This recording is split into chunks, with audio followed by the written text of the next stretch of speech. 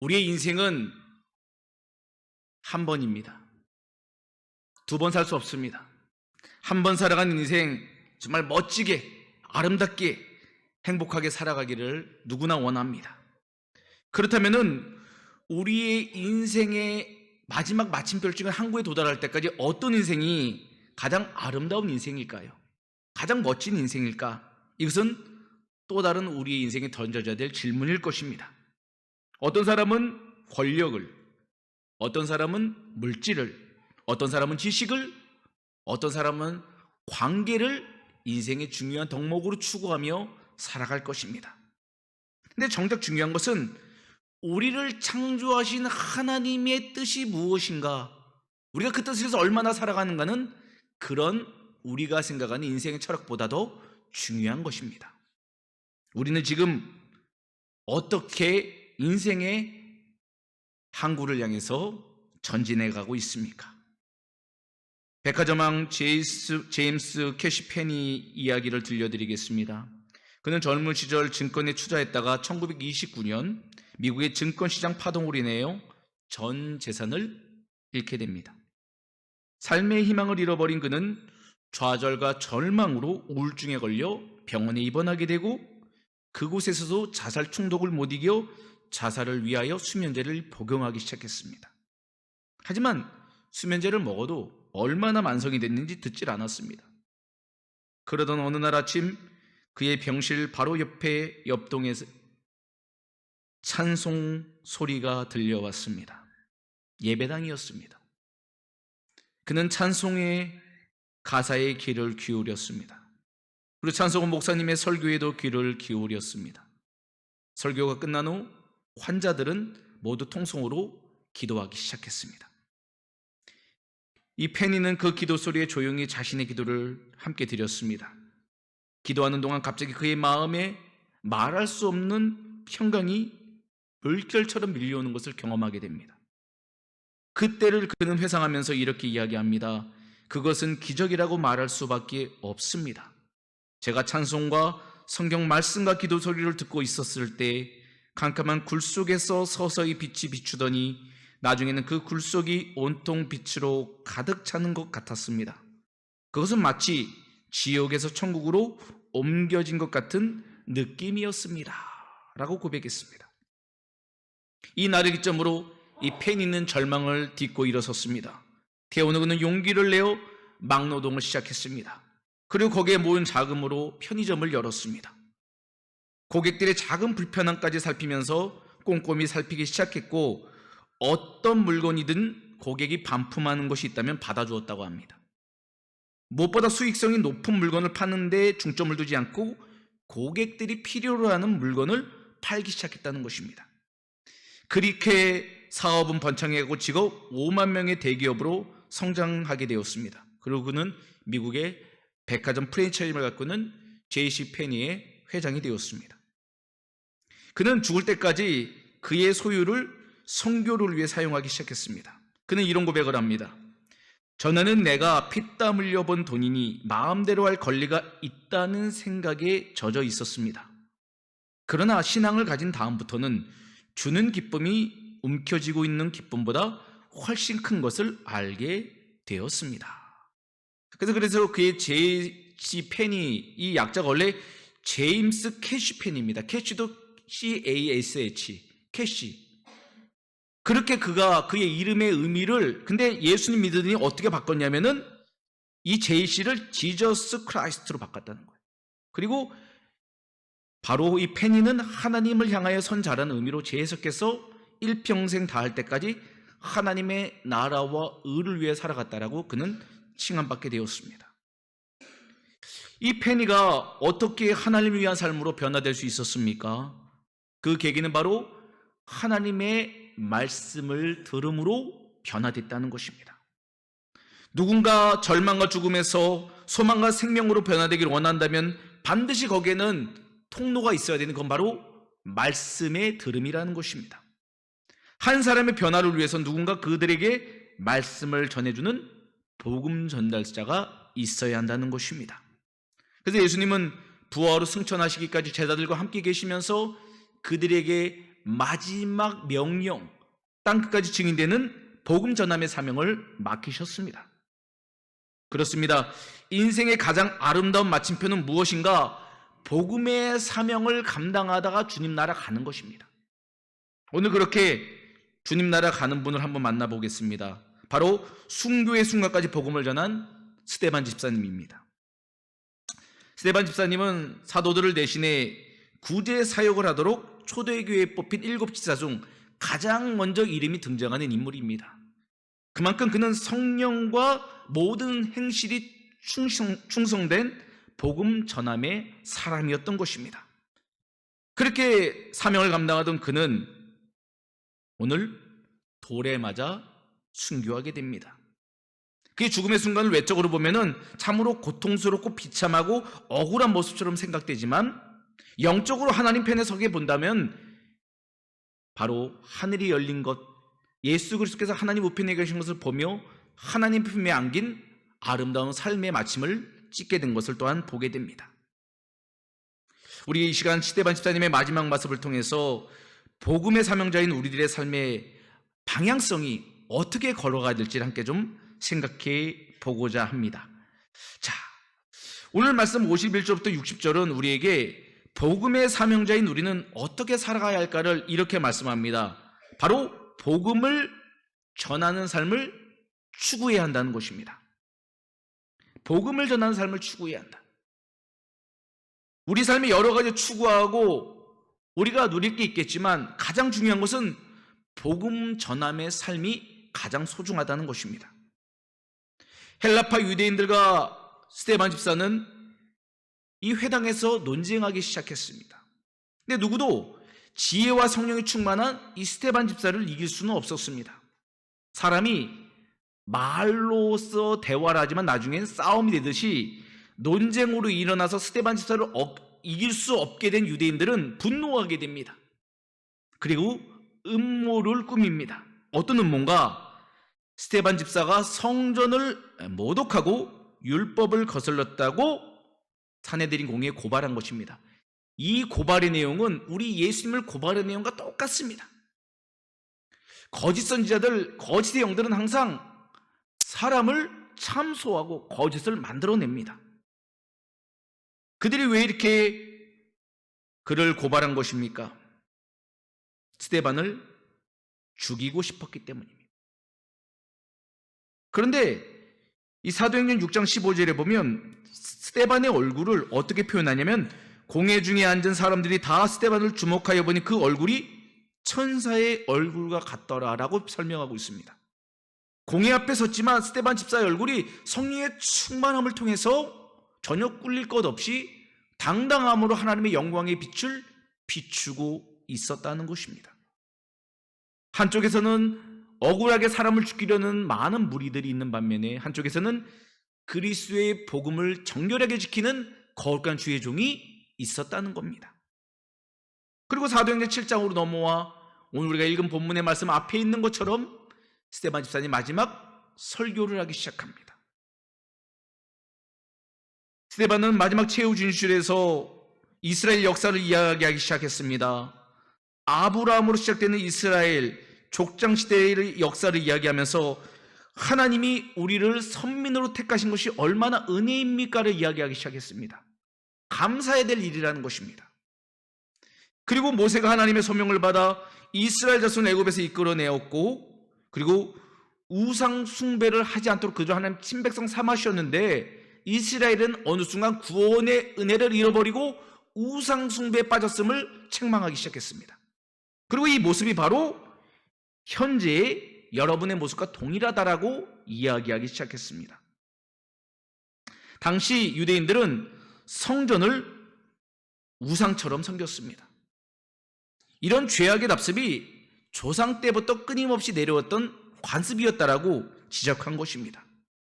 그리고 이제 스데반 집사님은 결론으로 들어서면서 마지막 여러분들이 잘못한 것은 하나님이 보내신 의인 곧 예수 그리스도를 죽이는 죄악을 저질렀을 뿐만 아니라 하나님의 말씀을 지킨다고 하면서도 정작 지키지 않았음을 직접적으로 책망했던 것입니다.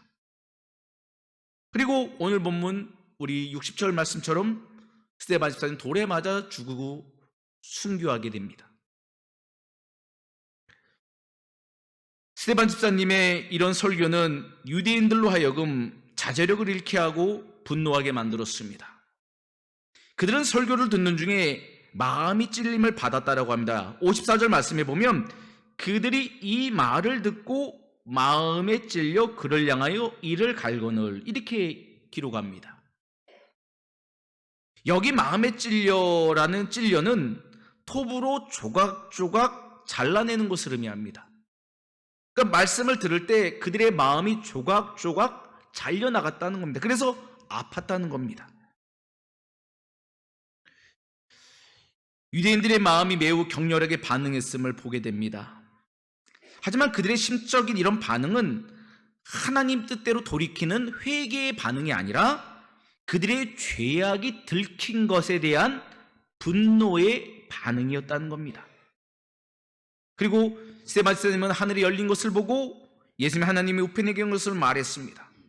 이 말을 들은 유대인들은 더 이상 참지 못하고 스데반 집사를 밖으로 끌어내어 돌로 쳐서 죽였습니다. 그들은 자신들의 위선과 악행이 정확히 지적되자 시기와 분노로 인하여서 불법적으로 사람을 처형한 것입니다. 우리가 여기서 생각해 볼 것이 있습니다. 그것은 바로 말씀을 들을 때 내면의 찔림에 대한 반응입니다. 말씀을 들을 때 일어나는 찔림에는 두 가지가 있습니다. 오늘 이것을 우리가 가장 중요하게 여겨야 될 것 같습니다. 첫 번째는 어떤 반응인가? 설교를 듣는 자들이 양심의 가책을 받아 회개함으로 자기 죄를 고백하고 하나님께 돌아가는 찔림입니다. 또 다른 찔림은 설교를 듣고 마음이 찔렸는데 자신들의 죄가 드러나자 분노하며 완악하게 반응하는 거절입니다. 이 두 가지 찔림에 대한 반응입니다. 복음의 말씀은 동일하게 모든 사람에게 은혜로 전달되지만 그 말씀을 청중의 태도에 따라서 그 복음의 말씀의 능력은 달라진다는 것입니다. 우리는 지금 주님의 말씀을 어떻게 듣고 받고 있습니까? 중요한 것은 복음의 전달자인 우리들은 청중이 듣든지 아니 듣든지 복음을 전해야 하는 사명자라는 것입니다. 이것이 중요합니다. 거절한다고 듣지 않는다고 해서 전하지 않아서는 안 된다는 겁니다. 로마서 10장 14절과 15절 말씀을 우리 한 절씩 교독하겠습니다. 그런즉 그들이 믿지 아니하는 일을 어찌 부르리요? 듣지도 못한 일을 어찌 믿으리요? 전파하는 자가 없이 어찌 들으리요? 보내심을 받지 아니하였으면 어찌 전파하리요? 기록된 바 아름답보다 좋은 소식을 전하는 자들의 발이여 함과 같으니라. 아멘. 우리가 예수님을 믿고 구원의 확신이 있다면 우리는 이미 복음 전함의 사명자인 것입니다. 우리가 예수님 믿고 구원의 확신이 있는 것은 이미 사명자의 부르심이 그 구원의 확신에 담겨 있는 것입니다. 스데반은 유대인들이 얼마나 하나님의 뜻에서 어긋났는지를 직설적으로 설교했습니다. 거침이 없었습니다. 청중이 듣든 안 듣든 감정이 상하든 안 상하든 그거와 상관없이 진리의 말씀을 선포했습니다. 왜냐하면 그들이 돌이켜야 했기 때문입니다. 돌이켜야 하는 것.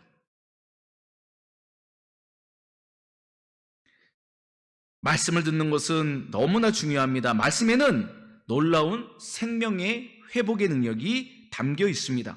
히브리서 4장 12절 말씀을 우리 함께 봤습니다. 시작. 하나님의 말씀은 살아있고 활력이 있어 좌우의 날선 어떤 검보다도 예리하여 혼과 영과 및 관절과 골수를 찔러 쪼개기까지 하며 또 마음의 생각과 뜻을 판단하나니. 아멘. 그러니까 하나님의 말씀을 듣게 되면은 하나님의 말씀은 생명력이 있어서 우리의 감추인 것을 전부 드러냅니다. 우리가 병원에 가면은 왜 병원에 갑니까? 아픈 것을 진단받아 낫고 싶은 것 아닙니까? 근데 선생님이 우리의 아픈 것을 진단해내지 못하면은 병원만 주구장창 다녀야 돼요. 왜냐하면 실력이 없기 때문입니다. 근데 우리 하나님은 그런 분이 아니라는 거예요. 하나님은 말씀의 검으로 예리하게 우리의 연약함을 다 진단하시고 그거를 도려내신다는 거예요. 왜요? 생명을 주셔야 되기 때문에. 도려내는 것이 얼마나 아픕니까? 감추은 것이 드러낸 거 얼마나 부끄럽습니까? 하지만 그 부끄러움과 그 아픔을 감내하면서가 주님이 우리를 수술하기를 원하시는 것은 우리를 살리시기 원하기 때문입니다. 그게 바로 복음인 것입니다. 굿뉴스, 살림의 소식이기 때문입니다. 그래서 죽어가는 모든 영혼들은 복된 말씀을 들어야 하는 것입니다. 찔림이 있고 상함이 있고 아픔이 있고 피하고 싶어도 그 말씀 가운데 서야 하는 것입니다.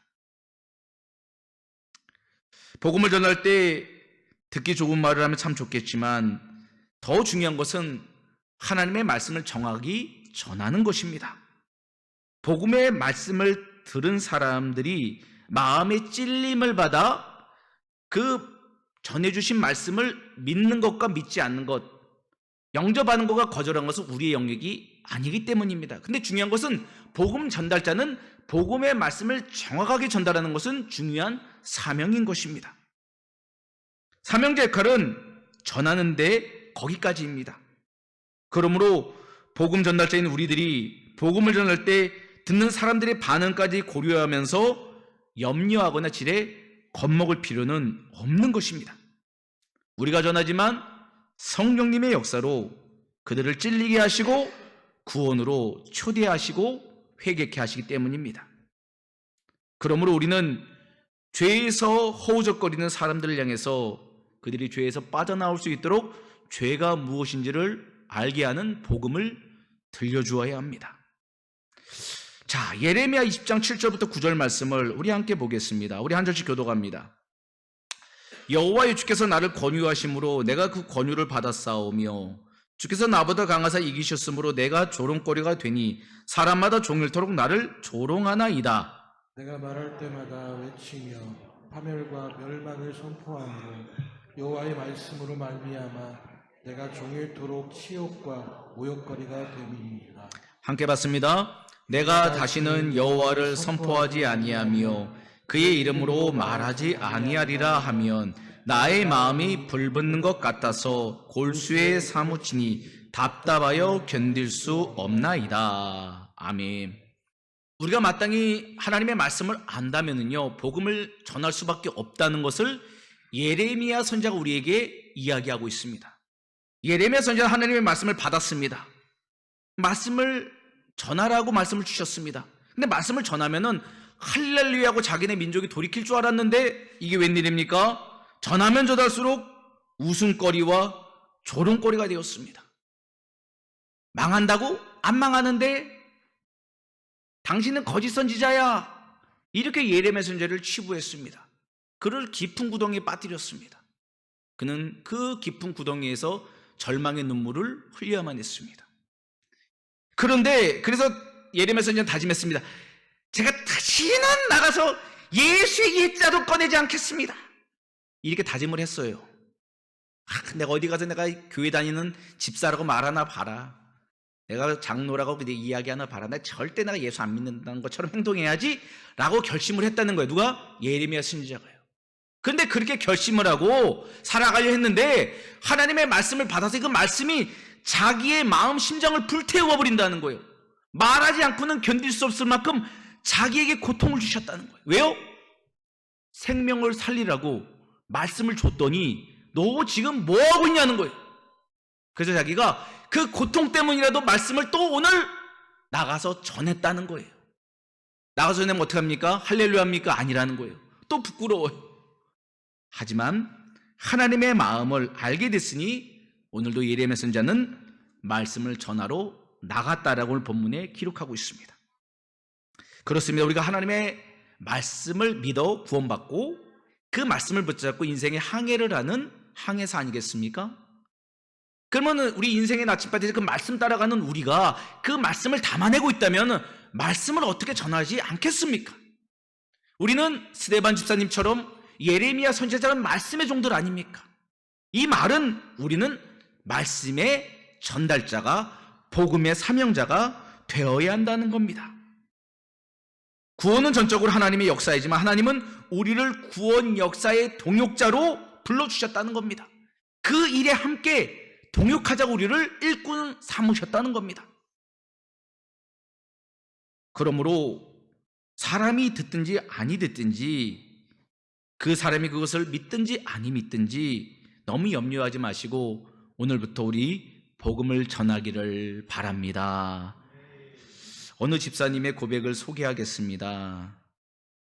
이분은 너무너무 복음을 전하는 게 부끄러웠던 것 같아요. 이런 내용 제가 전문을 좀 읽어드리겠습니다. 조소, 냉소 앞에 민망하지 않을 사람이 얼마나 될까요? 과연 있을까요? 기독교는 왜 그리 독선적이니? 하나님밖에 없다고 하고 다른 종교는 인정하지 않지. 엄연히 종교의 자유가 있는데 조상은 왜 또 무시하는데? 너네 교회 다니는 사람들은 왜 그렇게 유별나니? 왜 가만히 내버려두지 않는 거냐고. 너무 극성스러운 거 아니야? 혹시 광신자 설마 이단이니? 적당히 좀 해 살살. 저는 참 점잖은 크리스찬입니다. 오랜 교회 생활 동안 위의 조소를 거의 받지 않았으니까요. 신한 사람들에게 교회 다닌다고 하면 의외라면서 정말 깜짝 놀랐다는 반응까지 보일 때가 있었으니까요. 얼마나 점잖고 우아한 크리스찬의 모습입니까? 제일 두려운 건 전도하기. 정말 자신 없고 싫은 건 새벽에 교회 가는 것입니다. 그러니 주변 사람들도 저를 참 편하게 생각했습니다. 혹시 모르죠? 교회 다니는 애가 뭐 저래 하면서 은근히 비웃었을지도. 물론 제일 편한 건 바로 저였습니다. 근데 그런 저의 모습이, 그런 저의 마음속이 사실은 사랑이라고는 찾아볼 수 없는 무정한 마음의 결정체였기에 그렇게 살아왔음을 깨달았습니다. 그래서 지나간 세월이 허무하고 행복하지 않았나 봅니다. 고난주간 둘째 날입니다.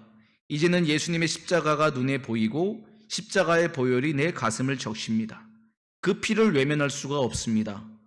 주님을 3번 부인하던 베드로를 바라보셨던 그 눈빛이, 십자가 아래서 저를 바라보시는 그 눈빛이 잊혀지지가 않습니다. 가슴이 찔리고 아파옵니다. 사랑입니다. 사랑이겠지요? 오직 사랑으로만 설명할 수 있습니다. 사랑하면서 살아야 사라질 것 같습니다.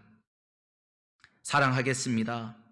그래서 이제는 나를 만나는 사람 모두를 불편하게 해야겠습니다. 그래야 될 것 같습니다. 혹시 여러분 중에 언제든지 간에 저를 만났는데 제가 일상만을 수다 떨고 있다거나 먹기만 한다거나 침묵한다면 결탄코 말할 수 있습니다.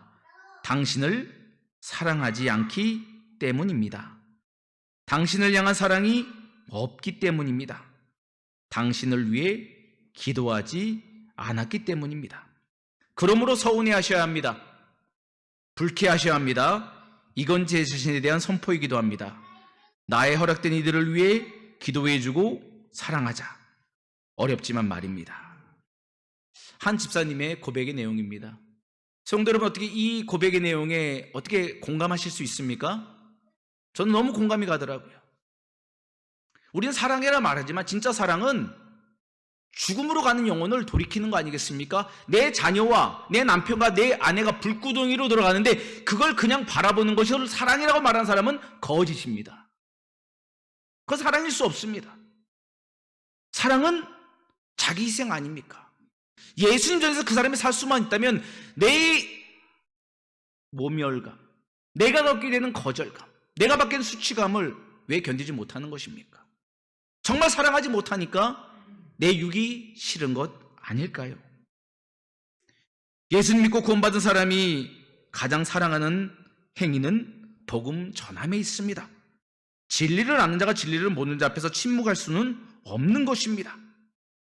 신앙의 나이도 중요하지만 더 중요한 것은 영혼을 사랑하는 사랑의 불꽃 아닐까요? 내가 영혼을 얼마나 사랑하는가, 주님의 마음으로 영혼을 얼마나 품어내는가 아닐까요? 복음 전함에 있어서 우리 전문가가 아니어도 괜찮습니다. 마른 막대기와 같아도 괜찮습니다. 중요한 것은 주님의 손에 우리를 맡겨야 됩니다. 주님이 우리를 사용하실 수만 있다면 마른 막대기를 통해서 반석에서 생수를 주시고 홍해를 가르신 기적의 역사가 우리를 통해서 일어날 줄 믿습니다. 중요한 것은 우리가 그런 선한 마음을 갖고 주님의 우리의 인생을 맡기는가. 이제 그래서 인생의 항해를 우리가 하는 것이 아니라 주님이 선장되셔서 우리를 주님께서 원하시는 항구로 이끌 수 있도록 의지하는가가 중요한 것 아닐까요?